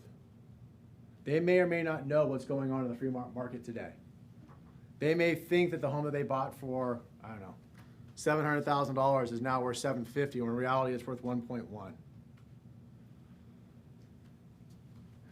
Investors are not emotional. They make decisions based upon business decisions, by and large. I'm overstating that, but they're going to make a decision whether they're going to buy or sell, hold, based upon the return on investment that they're having. Okay, what's going on here with landlord-tenant law? Oh, brutal. Okay, Brutal, right? are there potentially investors? Are there potentially people out there right now that own a rental property that haven't collected rent on that house for the last year? Hayward and Oakland is brutal right now. Potentially is someone maybe defaulting on their loan because they can't afford to make their mortgage payment because their tenant's not paying their rent. We have an agent in this office that has a client that has 20 plus properties to offload as soon as this changes, as soon as he can get them out, right? And it's her just talking to him and knowing and staying on top, because it's, when we get our moratorium lifted, it's going. Right. So, not necessarily right today business. However, if you started a plan today, but let me hit pause for 1 second. I just want to say this just as a disclaimer. I don't want anyone to get distracted by shiny objects today. Meaning, as I have this conversation about targeting investors, if that resonates with you, go deep on it. If it doesn't resonate with you, don't dabble in it. Okay? If you're gonna do the circle prospecting, go deep on it. Don't dabble in it. If you're gonna do open houses, do as many as you can. Don't do one and tell me it didn't work. If you're gonna build a great big database, go after that thing. Don't dabble in any of these things. Make a commitment to go after it if it resonates with you. But on the investor side, right now, could you help get some education out to investors about resources to help mitigate their losses? Could you help them with information about the meaning forbearance? Could you help them get information about the moratorium being lifted on evictions? If they're investors, is it potential that they'd be looking for another great investment? Meaning, is there another house that they would buy? Could you start to find other properties for these investors? Right? How could you add value to these relationships? You could pull a list of non-owner occupied properties in whatever geographic space that you would choose from. let's just say, I don't know your neighborhoods, but go drive and you're gonna go find 10 of these or 20 of these or 20, 30 of them. If you wanna make a personal touch and get these people's attention, go drive by the house, take a photo of it, and then send a letter to the investor going, here's some information about your home. I've even taken the time, I'm not just mailing you a letter blindly, I've been by your property. I'm interested in helping you sell it, buy the next one, whatever your message happens to be. As you go by the house, is it a potential that the house is not in as good a condition as the last time the landlord saw it? Is there a potential that the garbage is piled up, that the lawn's not being mowed, that who knows what? The landlord, if they're an absentee owner not living outside the area, they may not even know the condition of the home, and now you're providing them some photographic evidence that they might want to take some action on. Right? Find a phone number for them. Make a phone call. Find them on Facebook or LinkedIn and send them a friend request. Out-of-state owners. Yeah, out-of-state owners, especially the out-of-state owners. I just sold a house I owned in North Carolina. I was fed up with trying to manage it from here, I couldn't do it. So I made a good profit on it. I also figured, we're at the peak of the market possibly, and let's sell it now. Okay. Is it a relevant conversation to someone to say that what are values doing here? Are they doing this right now? Are they doing this right now? Are they flat? How would you gauge the market right now? Well, last 3 months flat. Last 3 months flat. So at least it's a message to share. It's not doom and gloom. And by the way, market could mean this, and it could mean this. Right? Meaning it could mean all of Fremont. It could mean this neighborhood. I would say for all of Fremont, we've seen the average price essentially level out for the last 3 months. Little changes here and there, but not like what we were seeing before. Are you looking to cash in on your investment? Now might be the time. Are you looking to do a 1031 exchange and take your profit here and go buy 3 properties someplace else? Also, you take your tax base on your personal home and go elsewhere. That's Prop 19, that's huge right now. That's yeah. Not Especially. owner occupant to owner occupant, not investor. Owner occupant. Yeah. I saw in the newspaper or someplace the other day that they've done a study of the amount of people that are gonna leave the Bay Area. It's the demographics, and there's a certain group of people that are just gonna sell and leave the Bay Area. Yeah, for the first time ever, our statewide population went down, right? More people are moving out than moving in. Okay, but investors is that untapped deal. So and they're easy to find. We're going to work with your title company, find those absentee owners. You could even drill it down and say the ones that live outside the state, or make it just or outside at least the county area. We can get those right out of our MLS database, right out of the tax record. You do it that way too? Yeah, Okay. they're there, they go through them, download them. And if somebody has questions on how to find them, you'll help them. So if somebody in this room has a question about how to find that. Okay. Right? Then length of ownership. So statistically right now, the last thing I saw said the average homeowner owns their home for 10.5 years before they move. It used to be something like 7. Now that at least as of late had grown out further. I have a question. So maybe you find the, yeah. I'm sorry, on that investors, do you have to have a commercial real estate to get? No. When I'm talking about investors, I'm just talking about someone who bought the house in your neighborhood that uses it for a rental. Like 1 through 4 Yep. units? That's not Single family home, necessarily commercial, duplex, rental property. yeah, 1 to 4 units. There's someone who owns a rental property. Maybe it was the home that they, it was their first home, but when they bought the next one, they kept it as a rental. Yeah. So length of ownership. So the longer you've owned the home, maybe the more likelihood they're going to sell it. Right? We did a study once upon a time where we found the people in our neighborhood, in our farm area rather, that had owned their home for greater than 25 years. That was a 2-story home. Oh, 2 stories, because of fear of falling. Right. So they've been there for a long time, which probably means that their knees might be a little bit weaker, and it's a 2-story home. more likely that they're going to move soon than the person that just bought the home that's a single story, right? So getting really smart about why would somebody sell the house? Well, they don't want to do stairs anymore. So the longer they own the home, the more likely that they're getting closer to thinking about selling it, right? The empty nesters kind of goes into the same kind of conversation you had about the schools is, and this speaks to my demographic because like I said, my son graduated high school 2 years ago. My daughter graduates this year. We are super hyper focused on this year's senior class,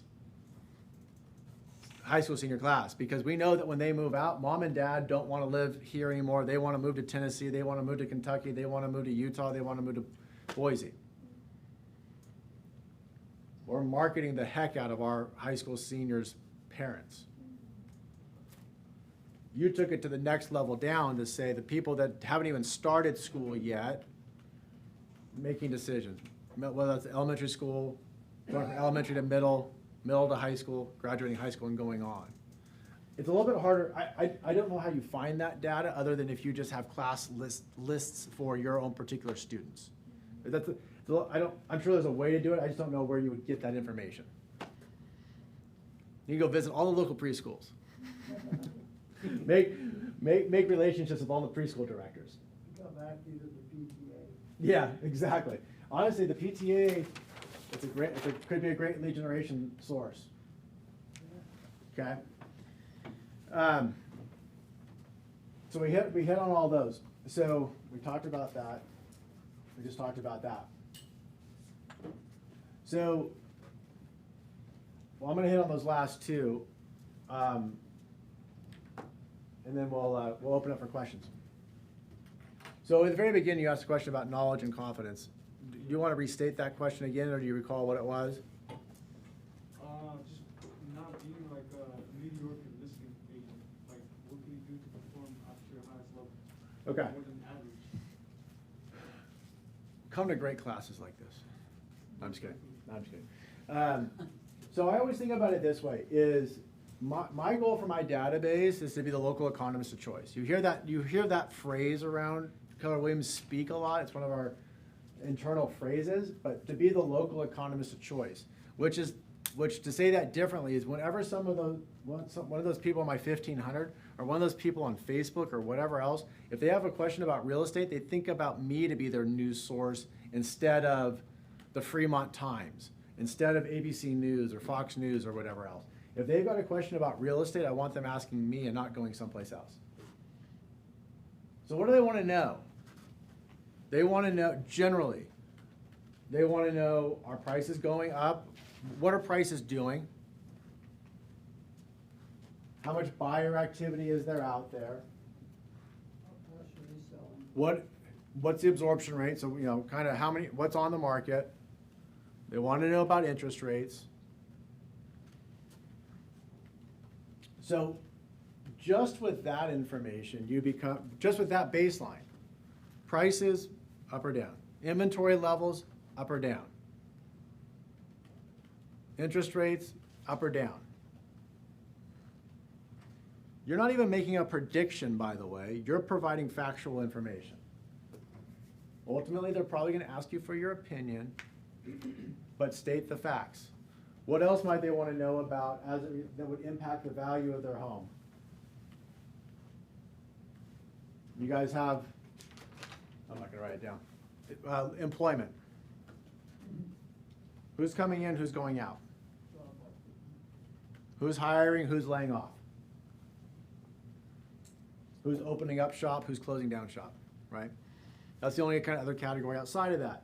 So put that message out there consistently. You'll see on our team, every week we put out the market stats for our 3 counties. For Sacramento, Placer, and El Dorado counties, we post that on Facebook every single week.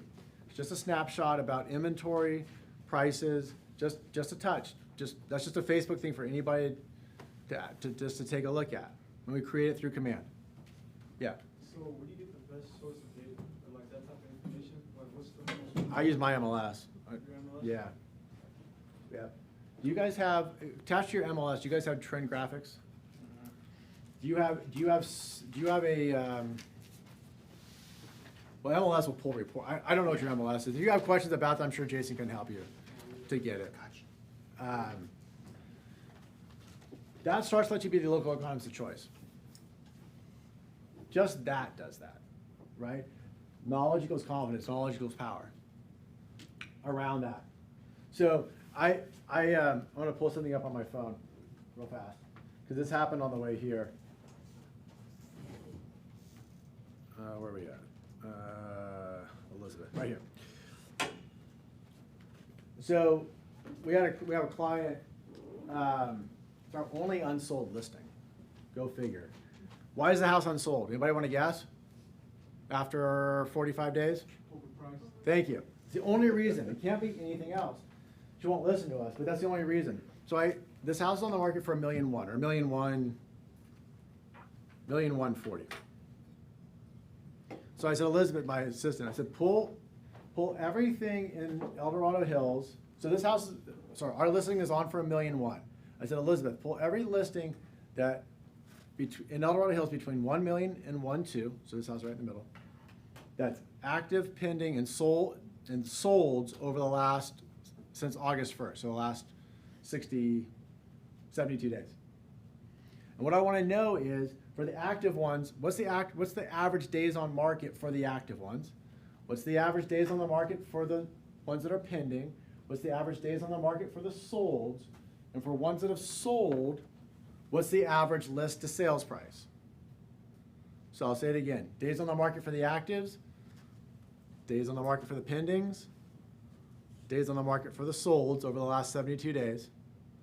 And for the ones that have sold, what's the average list to sales price? So when I call this client tonight, I can now be the local economist of choice and have confidence in my knowledge about this. So for the houses that are active in that price range, average days on the market, 110 days. So the ones that have been unsuccessful in selling their homes have been on the market for 110 days.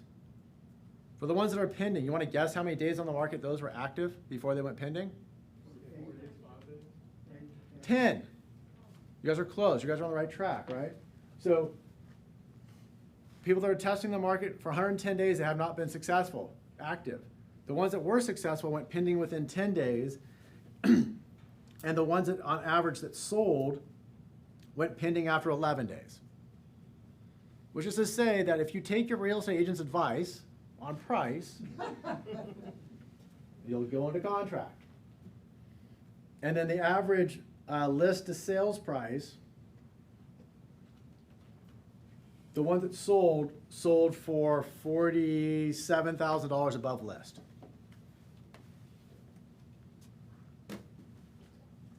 So when I call this client on the way home tonight, I can say, look, here's the difference between your home and the ones that have been successful in fulfilling their goals. Do you think it's our photos? Do you think it's our staging?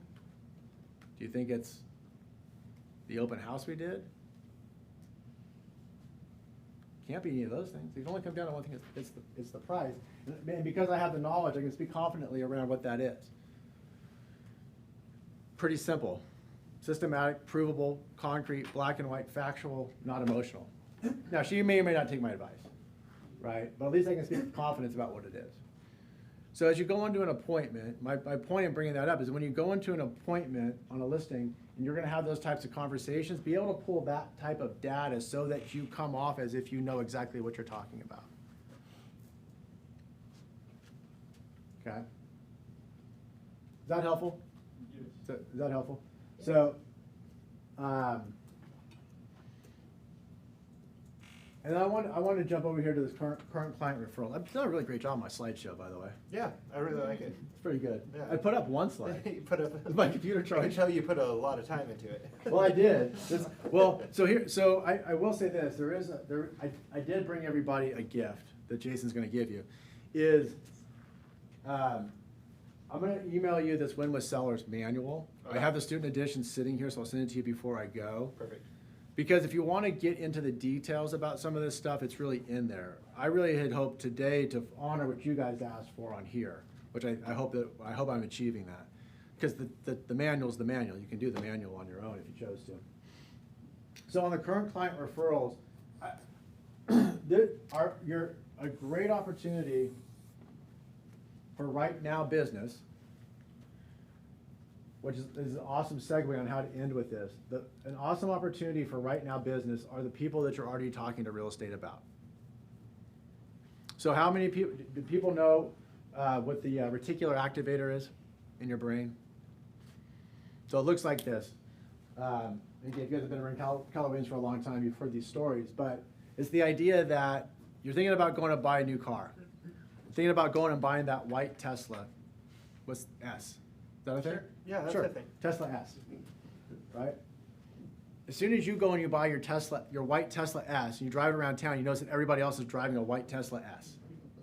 You never before even noticed that there were these things around, but now that you have one, all you see around you is white Teslas. It's the same thing with real estate. Is if you're working with somebody right now, all they're thinking about is real estate. And guess what they're talking to their friends about? Real estate. Guess what their friends are asking them about? Real estate. And here's what happens is they say, wait a second, Jason's out looking to buy a house right now? I make more money than Jason. If Jason can afford a house, then I can afford a house. Wait, Jason's thinking about selling his house? He's only been in his house 3 years. I've been in my house 5 years. If he's thinking about selling and he knows about real estate, maybe it's time for me to be thinking about selling.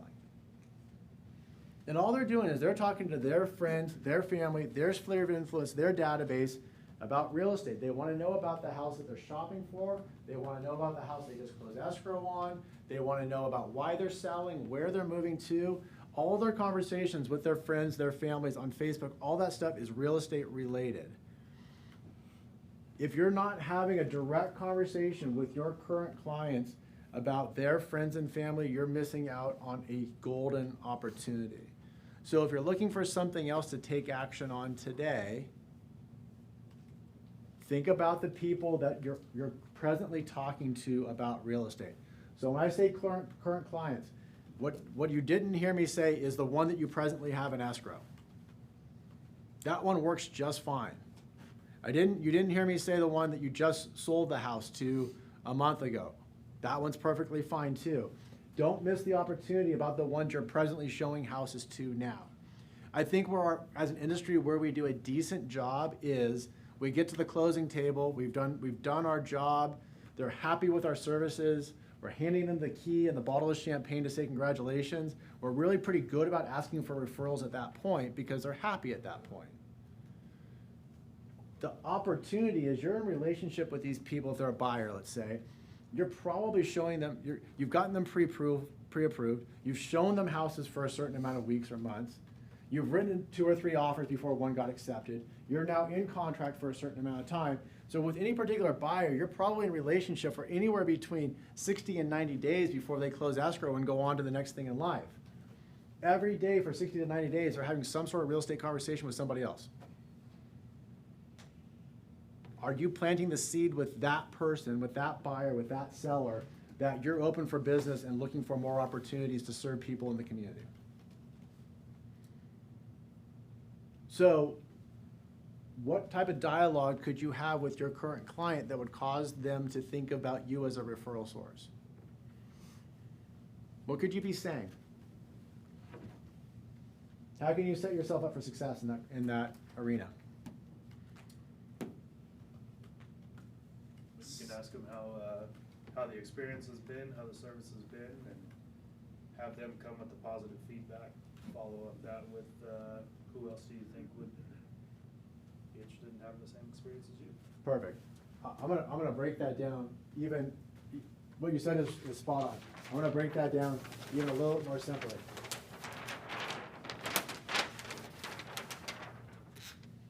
What you need to do is this. That's a K. That's difficult. Okay. So, in all honesty, I kind of say with a bit of jest, but in all honesty, from your first dialogue with them to each subsequent dialogue going forward is the ask in a subtle way to make it known that you're looking for additional business. Just like I said before about the loan officer, the title, all those ones that nobody asks, don't assume that your clients know that you want referrals.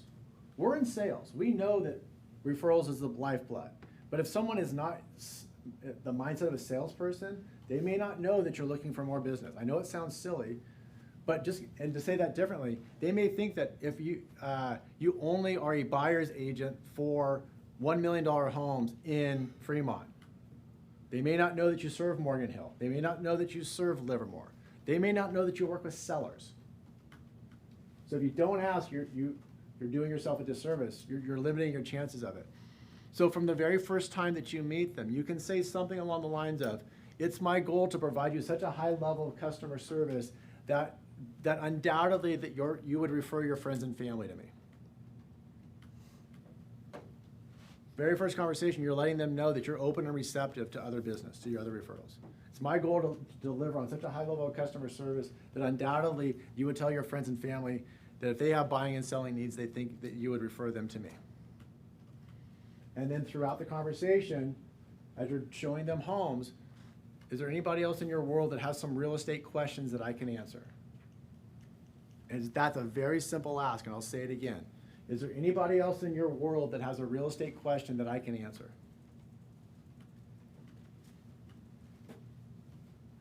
I'm a little bit of a sissy. I don't want to, maybe I'm not super direct on how I would ask for it. I could ask anybody the question though, is there somebody in your world that has a real estate question that I can help answer? That's not buy, sell, invest. I'm not saying that, I'm not using that verbiage. I'm saying there's somebody in your world that has a real estate question that I could answer. Because by the way, if that question is now a good time to refinance, do I have a loan officer I could refer a piece of business to? If that question is, gosh, I have a friend that needs to put a new roof on, do you have a roofer? That's a referral I can send to somebody that's on my vendor list. A home improvement thing, a new insurance quote, a divorce attorney, a CPA, whatever, let me be the referral source for anything real estate related because now they're in my web. And now I can start to add value to their life, to their real estate needs, even if it's not about buying or selling a home. But you got to ask up front and let them know that that's why you're here, is to help them with this. You have a captive audience, and people around them all the time are going to be asking real estate questions. So for those leads that you're working with right now, with the people that you met at the open house last weekend, with the one that you're presently showing houses to, with the one who told you that they need to wait until after the first of the year to buy or sell. Go back to them now and say, who else can I help? Who else in your world has a real estate question that I could help answer? You can even put that on Facebook, by the way. It's just a Facebook post. That's how I got my first transaction. Yeah? Yeah. I got my license. Who can I help? Yep. Someone messaged me and said, I'm moving to Hawaii. I forgot to sell my house. Got a listing. Don't forget the simplicity of it. Day one, got a listing. Yeah. Don't forget the simplicity of it. I mean, in all honesty, you guys get all, in 10 minutes from now when we finish, just hop on Facebook. Man, I was just curious, who out there has a real estate question I can help answer? Just see what response you get back. What do you have to lose on that, right? But the current client, in all honesty, and we'll finish this thing up and then I'll open it up for questions, is the current client is your best, is not only the best, is one of the top sources for immediate business today. And don't make the assumption that they know that you're looking for more business. Okay? So again, I want to pause for a second and say, for this last hour that we've talked, the last 50 minutes that we've talked, hopefully I gave you some other nugget or somebody else shared a nugget in the class that you could use. So what can you go apply? If you got one more good thing in this last hour, what's something else that we talked about today that you're willing to take action on before you close up shop today and go home? So take 1 minute, either look at your notes and circle the best thing you got, or put a star next to the best thing, or at least humor me and write something down. You write down your grocery list if you want to. But something that you're willing to take action on. I'm going to give it like a minute and then I'll see what you guys came up with.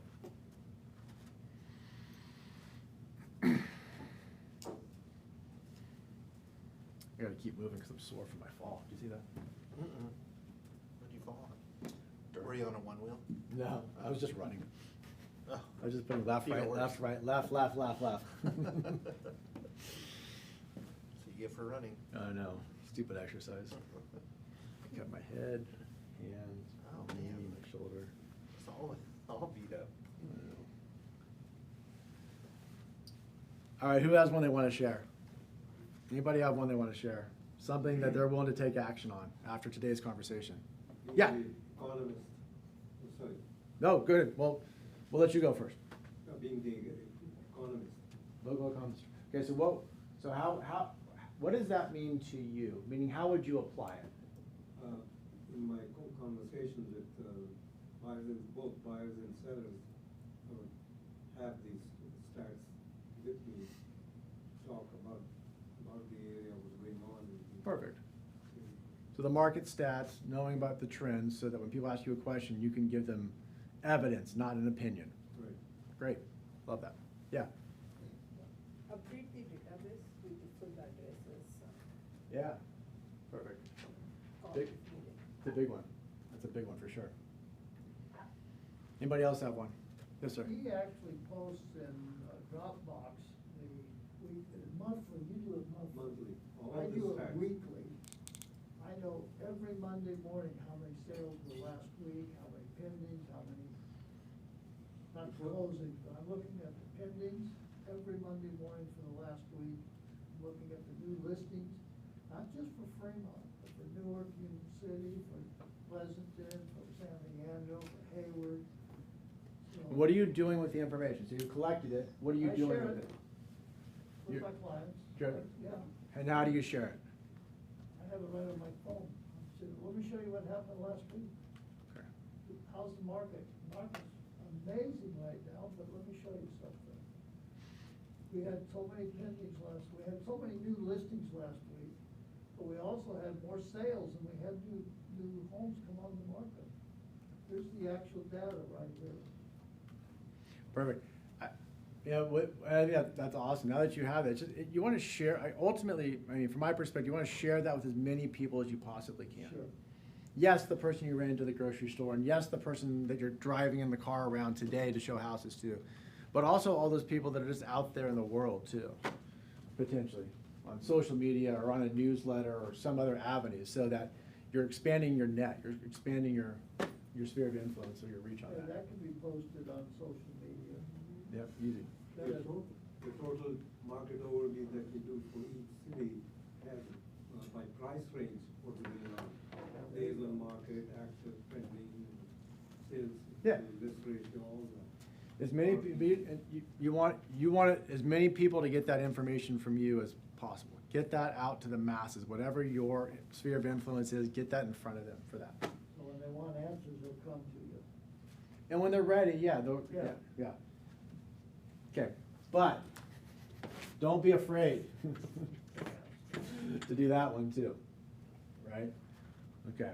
So with the couple minutes we have left, I just want to open up for any questions you guys may have, or some other topic even that we didn't hit on that you want to make sure that we hit on while we're still here. Yes, sir. This is for all the people that you know already, right? This whole entire time, like for the people that, not for strangers. It's well, which part of it? Because I was gonna say, for like business right now, would you consider expires and absentees or physical? Yes. Business right now? I see. Okay. Yes. But like I said before, is if you were gonna, like when we talked about absentees, that was the investor conversation. Right. That's the absentee owner, right? The for sale by owners or the expireds, is that a big, I don't know here, is that there's some, they exist. There's always a few. There's always some, right? So like I said before, don't get distracted by shiny objects. Right. If you expires, and again, I don't know your market, but expires can be a great way to find right now business, but don't dabble in it. Just dive deep into it. Go dive deep into it. For sale by owners is a great way. There are someone's already raised their hand. In both those cases, they've raised their hand and say, I have something I need to get rid of. So they've identified themselves as a seller. If you're going to go deep on the for sale by owners, go deep. Don't dabble in it. Yeah. because you'll get beat by the person who does. Don't be afraid of the competition. Whoever's doing it, there's 3 of them doing it. There's not 30 of them doing it or 300 of them doing it. So it's not as bad as you think. So if you're gonna get into it, just how would you win that business is really the question, which making one phone call is not gonna win you that business. Dropping off one letter is not gonna get you that business. Persistent. Be persistent, be first, be fast. Yep. So any other questions or topics that we wanna dive into before we wrap? This is good information, thank you. Absolutely. Problem is, you gotta do it, right? Yeah, well, okay. Implementation. So thank you for saying that. So That's the issue, you gotta do it. okay. So if in something that I said today resonated with you, my ask for you is just that, is to go take action on doing it. Is that you invested the 2 hours to come in here today, you drove here from wherever, you're driving home, so you invested 3 hours of your time to be here today, to sit in this room. Don't learn for learning's sake, learn for earning's sake, learn for application. Is take something that was shared in this class today and make progress on it in some direction. It doesn't have to be perfect. You don't have to have it dialed in. Start moving in the right direction of business. I was listening to a podcast the other day that it resonated with me, was that it said, done is better than perfect. It just means go take action on something that's here. And I'm not trying to oversimplify it, but it really is in this arena just that simple, is be willing to put yourself out there and go after some of these things. If you have success with it, stay there. If you have a setback with it, figure out what went wrong and course correct and do it. But unless you take unless you take steps in the right direction, you're never gonna make progress with it. So hopefully you took something from today's conversation, or 2 things today, and you go take action on them. Now, you heard me say, we stopped at the 1 hour mark, we stopped at the 2 hour mark and said, give me the one thing. So here's my last piece of advice is, maybe, for someone today, I said 10 things that resonated with you. You cannot go take action on 10 things at once. Pick 1, and at most pick 2. Because if you go try to get better at 10 things all at once, you're gonna do 10 of them poorly. You're not gonna do 10 of them at 100%. So go pick 1 for sure. At most, go pick 2. Now, if I said 3 or 4 things that resonated with you, once you've figured out 1 and 2, go back and do the 3rd thing, and then the 4th thing, and then the 5th thing. But don't try to do them all at once, or you won't do any of them well. So if the notes you took, go back, reprioritize them, and go take action on something today, so that I feel like at least I did something today to help you guys make progress in your real estate careers. Okay. That's all I got. You guys can clap now if you want to. See how I did that? Pretty good. I'll hang out for a bit. I do have cards if anybody wants to contact me. I could have put it up on the board, but I didn't. I have the best business cards in town. If somebody can tell me what's wrong with my business cards, there's no prize, but I made one mistake on them. High Ds, low Cs. Your head doesn't have